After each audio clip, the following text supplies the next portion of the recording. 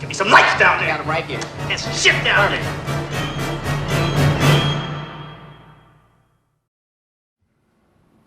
No, look, no, this is it. The final time. I am not doing a fan edit of Roland Emmerich's Godzilla. That's it. Sorry. What can you do, eh? Welcome everyone to the, I think this is the fourth fan editor's diary of Jaws 3 Monster. I want to wish you a happy new year and hope you all had a very good Christmas. But now we're in 2012 now, we're back in the, or I am anyway, back in the fan editing mode as we, I think basically we have a very interesting year ahead of us for fan edits in general.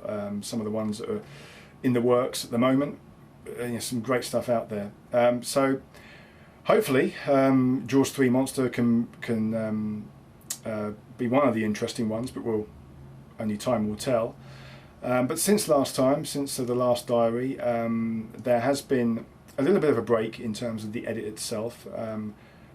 Basically because, as I've touched upon in the thread, I decided that actually I needed some more footage in the film to try and make the finale work, basically, to try and make the finale less sudden and less as if it's come from left field, completely out of the blue and doesn't really make any sense. So hopefully I've basically ordered 3 more DVDs, two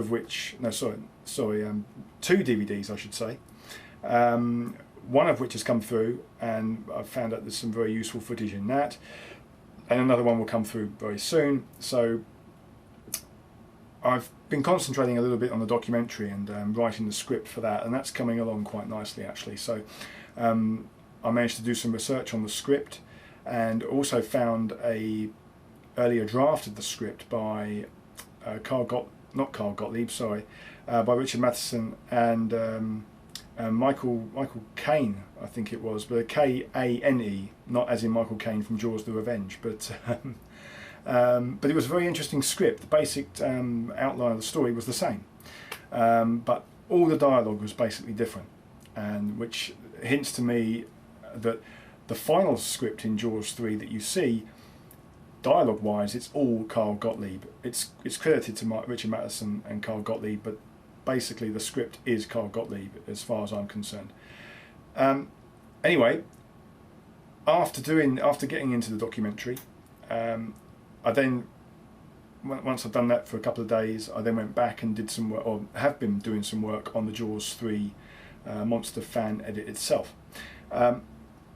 Now, one thing that you guys wanted me to touch upon this edit is audio editing, so I'll come to that in a minute, and I'll show you an example on the screen there. Hopefully the audio side of it will come through, but we shall see. But another aspect of the edit which has come to light, 2 very valuable suggestions from Bionic Bob. So a huge thank you to you, mate, I have to say. The idea that you kind of just put out there in the personal message to me that, perhaps putting a blue tint on the film, a subtle blue tint. I don't mean to make it all look like it's completely blue, but more like a cool sort of colour scheme. Very much, as you said, like James Cameron does in his films, like especially Terminator. It may sound a bit odd for something like Jaws 3, but I applied it on all the scenes in the edit, and then looked at them and thought, this works. The colour scheme is much better. It gives it a little bit more, although I'm not striving for the edit to be realistic necessarily, it gives it a little bit more edge and realism, I think, the colour scheme.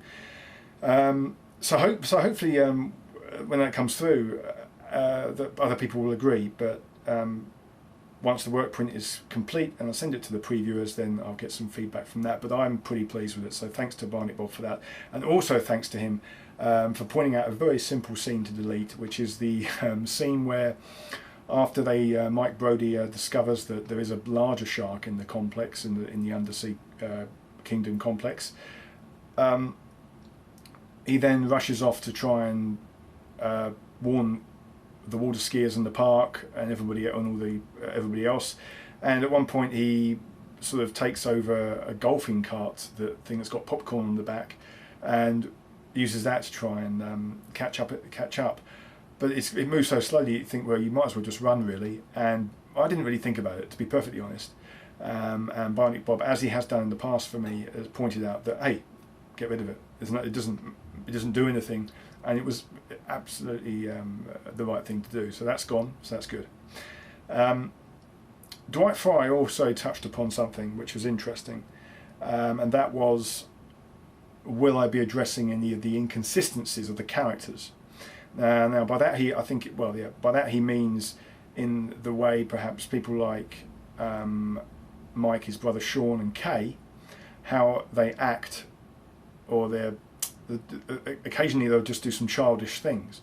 Like there's a scene after they've been drinking where Mike and Kay sneak up on Sean and Kelly, who have just got together and are getting it together in the water, shall we say, and it did seem quite superfluous, really, and in the childishness of it, or at least that's what Dwight Fry was bringing across. That's not necessarily what I thought. I have to say that I quite like those things in the edit, in the film itself, rather.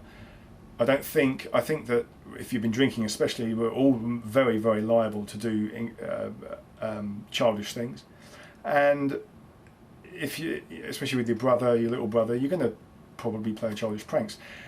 I understand that it doesn't really do anything for the film. It doesn't move the plot along. It doesn't do anything really. The only thing I think it does do is that it makes you like the characters even more, because you just think, okay, they're just like anybody else. They're mucking about, they're playing about, and it's a kind of endearing thing, I think, personally, and it's carried across quite well by the actors. So that kind of thing will be staying, I'm afraid. So sorry to Dwight Fry for that, but it will be staying.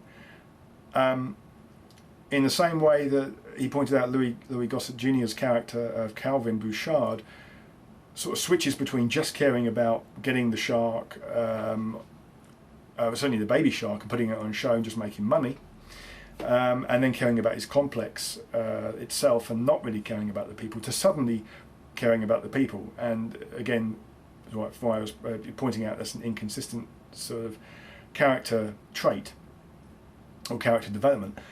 Again, though, for me, it's never really bothered me. I kind of think that it's as the seriousness of the situation sort of even gets to Calvin, then even he realises that, okay, it's actually the people here that are the most important thing. So I don't really think, I mean, I could edit a couple of those bits out, and I haven't categorically ruled it out, so it may happen. We'll see. But to me, those are things that, if you're looking for the edit to become extremely a much more serious edit, perhaps, or a much more realistic film, then fair enough. Perhaps that would be the way to go. But as I've said before, for this edit, it's really a popcorn-style approach to the film. There will be inconsistencies in the shark's appearance, for example, because I'm using sharks from 2 or 3 different films. So the goal of the edit is not really to make it the most realistic possible film out there, not at all. It really is to bring a popcorn-wide approach to the movie and make it a bit sharper and more fun in a popcorn movie-style way. So hopefully that's addressed some of those issues. Now, going on to editing, audio editing, that is, and not music, but the actual sound effects side of editing. To me, as I'm sure anyone that's read my posts and all my reviews of fan edits in general, I think audio editing can make or break an edit, full stop, and I really do believe that. I think the time spent on audio, for me, is probably the most important aspect of an edit. There's been countless edits I've seen, I won't mention any, where the edits in general are good and the ideas are good and everything, but you can just hear some poor audio transitions or some rough cuts or music. They've tried to replace some music in an edit with different music, but you can still hear the other music that was originally on the edit playing underneath. And to me, if that's the case, don't do it.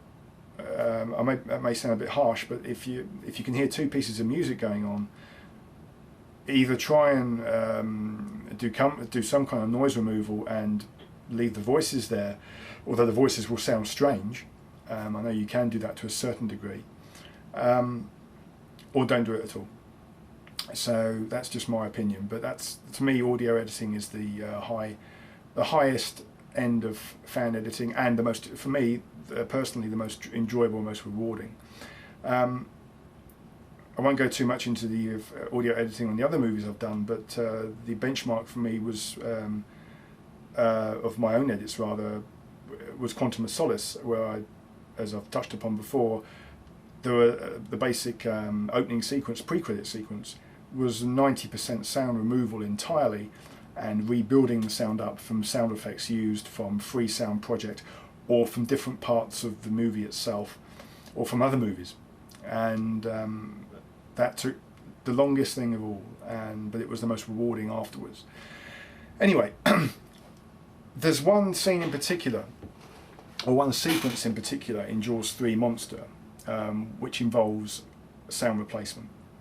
That is the pre-credit sequence, and I'm not going to show that, and the reason for that is that I have told the man behind the mask what this pre-credit sequence is, and maybe I shouldn't have admitted that, but I want to keep as much as I can as a surprise in the film, so I'm not going to show that sequence. I'm going to show, but basically the pre-credit sequence, I'll just say, is again all the sound, well, again 90% sound replacement, because I wanted to use the score from Jaws 4, and that was the reason why I did the sound replacement, to be honest. So, but this little scene I'm going to show you now is just an example of sound replacement, and a lot of you guys out there, a lot of you fan editors out there will know this anyway. You know, be well aware of how to do it, or in what technique you're going to use to get the best out of it. But I'll try and show you what I can. So let's try this. Okay. So here is the timeline, as you can see here, and it's the scene basically very near the start of the movie where Calvin Bouchard has seen the water skiers come in, and basically we then see that there's actually a shark inside the complex already. We see a fin, and we see the electronic underwater gates closing, and then they get stuck because the shark hits them, basically. So this is how it looks in the normal film. Let me just switch this over. Yeah, so here we go.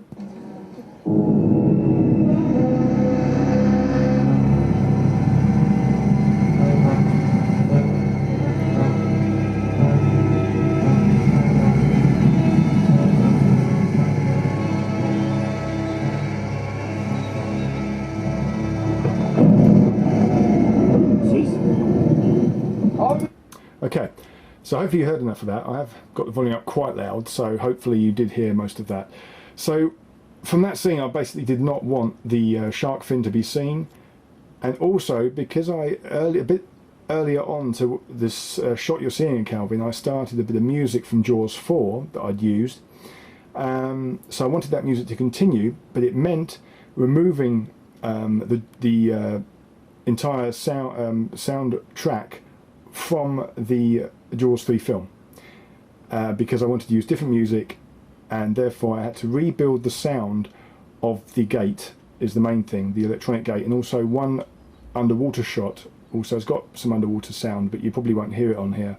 But basically it works like this. I'll just play this now, and bear in mind that there's no, because this music is playing in the background from Jaws 4, there is no original sound left from Jaws 3. It's all rebuilt sound, so see what you think.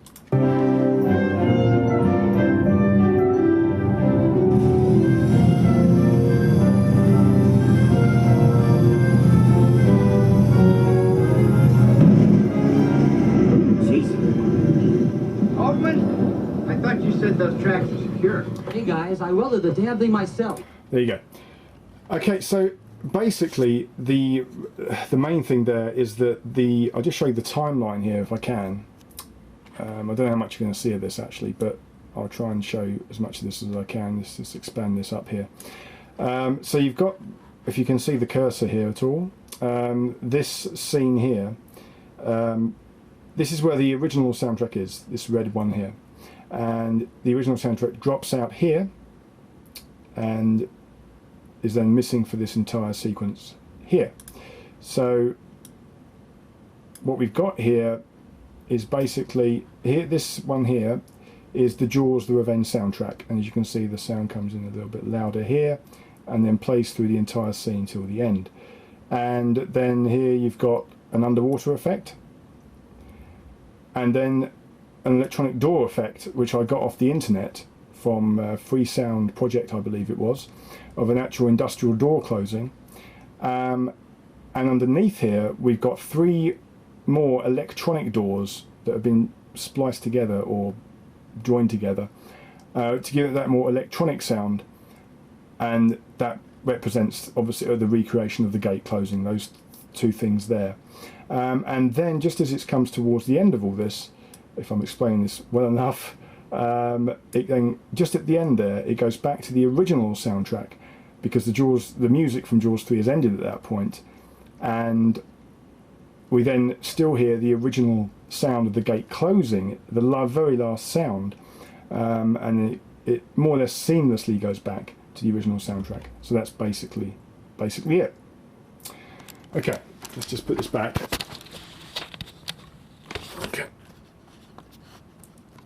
Okay. So hopefully that was useful. I don't know how well that would come across on there, just from the monitor and from the speakers I had going, but hopefully it gives you some sort of idea what the audio side of editing and how important it is to the finished product. That example, the sound replacement work, was reasonably simple. It's just a case of timing. It wasn't that much work, I suppose, really, to get it right. When you're doing an entire sequence like that, then and it goes on for a long time, and you've got loads of different sounds you want to get in, then obviously it's much more challenging. But in terms of, I know Washlow asked me where I get the sound effects from, and that was basically, it's Free Sound Project on the internet. I think it's freesoundproject.net. I'm not entirely sure. I'll probably put it on the screen here. In fact, I will now that I've done that. And thankfully, over the last few days, Blue Yoda and the man behind the mask have very graciously allowed me to download some sound effects from them. And I must say that some of those are fantastic, are going to be, and a lot of them are going to be very useful for future edits that I've got in mind. But also some underwater edit effects, rather, or water effects in general, are going to be very useful for this edit, because the pre-credit sequence is I'm still working on now, and so that's still not done yet, but it's getting there. It's getting there.